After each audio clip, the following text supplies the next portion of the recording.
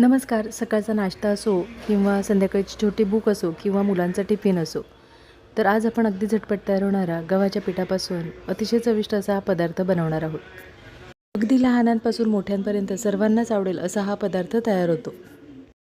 इथे पण मिक्सरच्या मोठ्या भांड्यात पिकलेल्या केळ्याचा वापर करणार आहोत. पिकलेलं एक केळं सालं काढून त्याचे छोटे तुकडे करून घेणार आहोत.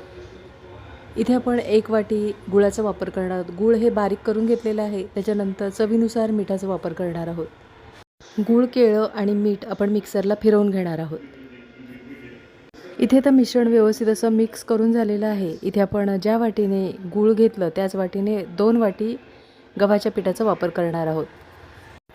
गव्हाच्या पिठाचा वापर केल्यानंतर मिक्सर एकदा फिरवून घेणार आहोत. तर इथे मिश्रण साधारण कोरडं आहे, त्याच्यामुळे अर्धी वाटी पाण्याचा वापर करणार आहोत. इथे आपण मिश्रणामध्ये 2 वाटी गव्हाच्या पिठाचा वापर केलेला आहे, त्याच वाटीने 1 वाटी गुळाचा वापर केलेला आहे. त्याच्यानंतर 1 पिकलेलं केळं आणि चवीनुसार मिठाचा वापर केलेला आहे. तर ज्या वाटीने आपण गव्हाचं पीठ घेतलं त्याच वाटीने अर्धी वाटी पाण्याचा वापर केलेला आहे. इथे तुम्ही पाण्याऐवजी दुधाचा सुद्धा वापर करू शकता. इथे आपण आता मिक्स करून घेतलेलं मिश्रण एका बाउलमध्ये काढून घेतलेलं आहे. त्याच्यानंतर मिक्सरच्या भांड्यामध्ये आपण थोडंसं पाण्याचा वापर करून मिक्सरचं भांडं धुवून घेणार आहोत. हे मिश्रण आपण आता 1 मिनिटभर व्यवस्थित असं ढवळून घेणार आहोत. म्हणजे या पिठामध्ये जर गुठळ्या असतील तर त्या पूर्णपणे मोडल्या जातील. एकाच दिशेने अशा पद्धतीने आपण हे मिश्रण व्यवस्थित असं ढवळून घेणार आहोत. तर इथे आता 1 मिनिटभर आपण हे मिश्रण व्यवस्थित असं ढवळून झालेलं आहे.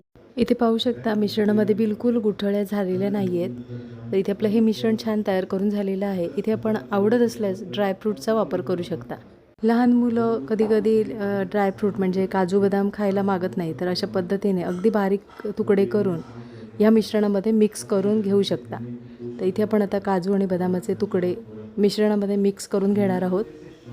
मिश्रणामध्ये काजू बदाम व्यवस्थित असे मिक्स करून झाल्यानंतर 2 चिमूटभर आपण इथे खायच्या सोड्याचा वापर करणार आहोत. अगदी इथे आपण 2 चिमूटभरच खायच्या सोड्याचा वापर करायचा आहे. खायच्या सोड्याचा वापर केल्यामुळे हा पदार्थ अगदी मऊ लुसलुशीत आणि अगदी जाळीदार असा तयार होतो. खायच्या सोड्याचा वापर केल्यानंतर हे मिश्रण 1 मिनिटभर आपण ढवळून घेणार आहोत. मिश्रणामध्ये व्यवस्थित असं खायचा सोडा मिक्स करून झालेला आहे. तर इथे व्हिडिओमध्ये दाखवल्याप्रमाणे पीठ तयार करून घ्यायचं आहे. दुसऱ्या बाजूला गॅसवर आपण फ्राय पॅन गरम करायला ठेवलेला आहे. इथे आपण तुपाचा वापर करणार आहोत. तुम्हाला तूप आवडत नसल्यास तुम्ही तेलाचा वापर करू शकता. तुपामुळे या पदार्थाला छान अशी चव येते. इथे मी तुपाचा वापर केलेला आहे. तुम्हाला आवडत नसल्यास तुम्ही तेलाचा वापर करू शकता. इथे आपण आता तूप फ्राय पॅनला पसरवून घेतलेलं आहे. मिश्रणामध्ये सर्वात शेवटी जायफळ पावडर आणि वेलची पावडरचा वापर करणार आहोत. तर इथे आता जायफळ पावडर आणि वेलची पावडर व्यवस्थित अशी मिक्स करून घेणार आहोत. वेलची पावडर आणि जायफळ पावडर मिश्रणामध्ये व्यवस्थित असे मिक्स करून झाल्यानंतर फ्राय पॅनवर आपण छोटे मोठे असे धिरडे करून घेणार आहोत. इथे तुम्ही मोठे धिरडे आवडत असल्यास तुम्ही मोठे धिरडेसुद्धा बनवू शकता किंवा छोटे अशा पद्धतीने जर बनवले तर मुलांच्या टिफिनमध्ये देऊ शकता. तर इथे मी फ्राय पॅन मोठा असल्यामुळे मी 2 ते 3 फ्राय पॅनवर अशा पद्धतीने धिरडे बनवून घेणार आहे. गॅसची फ्लेम स्लो ठेवायची आहे आणि स्लो गॅसवर इथे आपण आता धिरडे झाकून ठेवणार आहोत. अगदी 1 मिनिटासाठी झाकून ठेवणार आहोत. 1 मिनिट झाल्यानंतर झाकण काढून इथे पाहू शकता छान अशी धिरड्यांना जाळी सुटलेली आहे. आता पलटी करून घेणार आहोत. खरपूस आणि खमंग अशी एक बाजू तळून झाल्यानंतर पलटी करून घ्यायची आहे.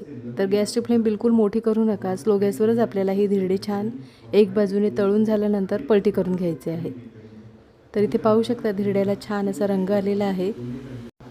गव्हाच्या पिठाचे हे धिरडे अगदी लहानांपासून मोठ्यांपर्यंत सर्वच आवडीने खातील असे हे धिरडे तयार होतात. नक्की एकदा अशा पद्धतीने हे गव्हाच्या पिठाचे धिरडे बनवून बघा आणि कमेंटमध्ये मला नक्कीच सांगा. दोन्ही बाजूने हे धिरडे छान व्यवस्थित असे खरपूस खमंग असे तळून झाल्यानंतर पलटी करून घ्यायचे आहेत. तर इथे पाहू शकता दोन्ही बाजूने रंग छान आलेला आहे. एका डिशमध्ये आपण काढून घेणार आहोत. सर्व धिरडे अशाच पद्धतीने करून घेणार आहोत. नाश्त्याला किंवा मुलांच्या टिफिनमध्ये बनवायला काहीच सुचत नसेल तर एकदा अशा पद्धतीने हे धिरडे बनवून बघा आणि कमेंटमध्ये मला नक्कीच सांगा.